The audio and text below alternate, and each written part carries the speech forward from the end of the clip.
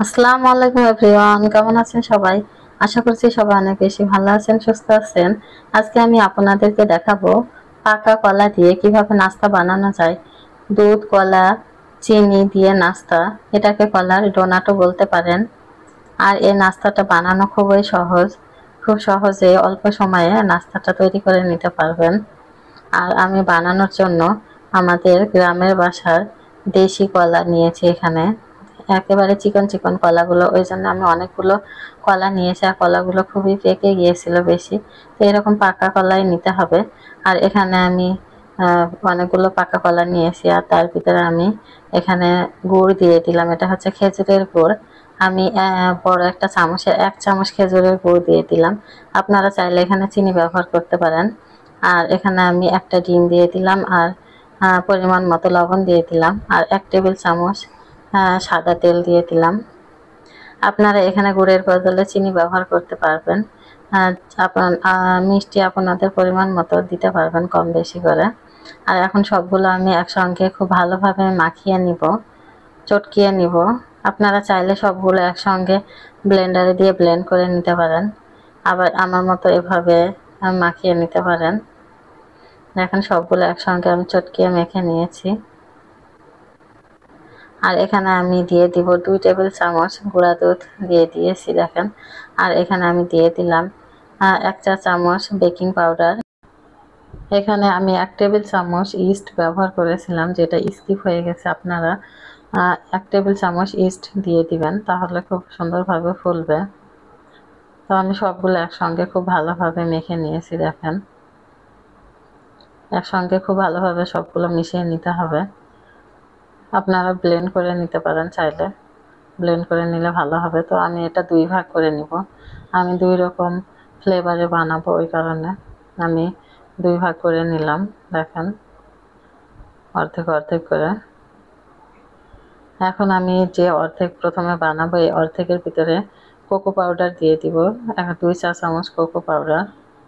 আমার বাচ্চারা বলছে চকলেট চকলেট খাবে একটু, তাই আমি কোকো পাউডার ব্যবহার করেছি। আপনারা এমনি বানাতে পারেন, কোনো সমস্যা নেই।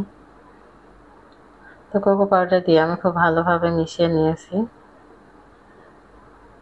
তারপর আমি এখানে ময়দা ব্যবহার করব, অল্প অল্প করে ময়দা দিয়ে মিশিয়ে নিব। আপনারা চাইলে একসঙ্গে বেশি দিলে তখন আবার বেশি হয়ে যাবে, এই জন্য অল্প অল্প করে ময়দা দিয়ে মিশিয়ে নিতে হবে। একটা ডো তৈরি করে নিতে হবে অল্প অল্প ময়দা দিয়ে। একসঙ্গে বেশি ময়দা নিলে তখন বেশি হয়ে যেতে পারে।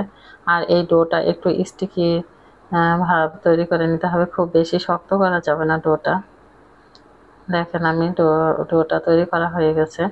আর এটা কিন্তু খুব বেশি শক্তভাবে আমি মেখে নিই নাই, একটু নরম নরম করে মাখিয়ে নিতে হবে। আমি 2 হাতে তেল মেখে নিয়েছি বানানোর জন্য। দেখেন, আমি হাত দিয়ে এখন দেখাবো, আপনারা দেখলে বুঝতে পারবেন। এইরকম স্টিকি ভাব, মানে একটু নরম নরম করে মাখিয়ে নিতে হবে, খুব বেশি শক্ত করা যাবে না। তো এটা মাখানো হয়ে গেছে। আরও একটা ছিল, ওটাও আমি একইভাবে মাখিয়ে নিয়েছি। এটাতে আমি কোকো পাউডার ছাড়া মাখিয়ে নিয়েছি, অল্প অল্প ময়দা দিয়ে। দেখেন, এরকমভাবে মাখিয়ে নিয়েছি। এভাবে মাখিয়ে আমি এগুলো 20 মিনিটের জন্য ঢেকে রেখে তারপর বানিয়ে নিব।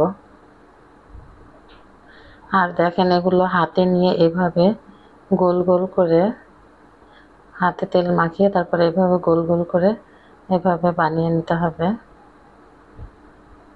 আর এগুলো যেহেতু একটু নরম থাকবে, তো খুব সাবধানে একটু বানাতে হবে। আর আলতোভাবে তেলের উপর দিয়ে দিতে হবে বানিয়ে, এইভাবে নরমই থাকবে। দিতে যেয়ে হয়তো একটু ব্যাকাতেরা হতে পারে, কোনো সমস্যা নেই। এইভাবে দেখেন, আমি একটা একটা করে বানিয়ে তেলের উপর দিয়ে দিব, এরকমভাবে। আপনারা আপনাদের পছন্দ মতো করে বানিয়ে ভেজে নিতে পারবেন। আর আমি চুলার উপর পাত্র বসিয়ে তেলটা গরম করে নিয়েছি, দেখেন। আর চুলাটা মিডিয়ামে চেয়ে একটু লোতে রেখেছি। তারপর আমি একে একে সবগুলো দিয়ে দিব বানিয়ে। দেখেন, ঠিক এভাবে আমি একে একে বানিয়ে সবগুলো দিয়ে দিব। তো আমার সবগুলো বানানো হয়ে গেছে, আরও একটা আছে। সবগুলো 6টা করে, আমি এইটাতে 6টা হয়েছে, আর বাকিটা রয়েছে, ওটা আমি পরে বানাবো। তো এখন আমি এটা একটু সময় নিয়ে ভেজে নিতে হবে আস্তে আস্তে। আস্তে আস্তে একটু উল্টে পাল্টে ভেজে নিতে হবে। দেখেন আমার প্রায় সবগুলো ভাজা হয়ে গেছে। হালকা একটু লাল লাল করে আমি ভেজে নিব, তারপর সবগুলো উঠিয়ে নিব। তো এইভাবে আমি উল্টে পাল্টে সবগুলো ভেজে উঠিয়ে নিব। উঠিয়ে নিয়েছি এগুলো। দেখেন আমার ভাজা কিন্তু হয়ে গেছে। আর বাকি যে আমি কোকো পাউডার ছাড়া বানিয়েছিলাম সেগুলো দেখেন এভাবে আমি বানিয়ে দিয়ে দিয়েছি। একটু সময় নিয়ে আস্তে আস্তে ভেজে নিতে হবে যাতে ভিতরে সমান ভাগ হয়। এগুলো দেখেন একটু উল্টে পাল্টে ভেজে নিয়েছি, এগুলো ভাজা হয়ে গেছে। এগুলো আমি একে একে উঠিয়ে নিব।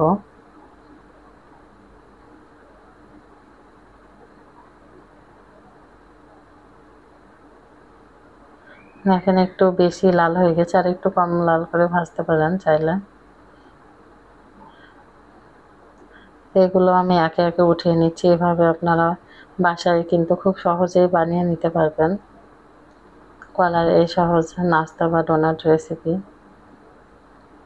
এই ছিল আজকে আমার ভিডিও। আপনাদের কাছে কেমন লেগেছে প্লিজ কমেন্টস করে জানাবেন।